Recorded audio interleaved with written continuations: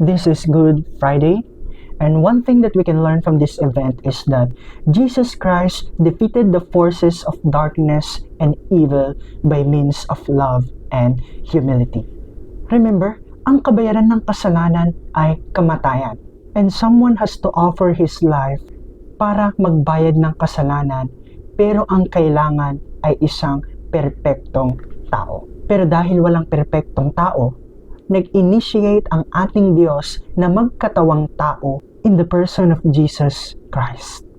And that is humbleness. Kasi just imagine, ang Diyos na pinakamataas sa lahat, pinili na magkatawang tao in order to provide atonement and salvation for those who will believe. And most of all, it was an act of love, the ultimate sacrifice of God. Kasi even the most and only precious Son of God, Jesus Christ, ibinigay niya para sa atin.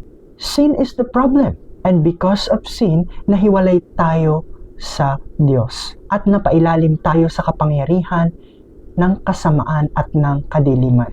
But it was God's love and humility that saves us.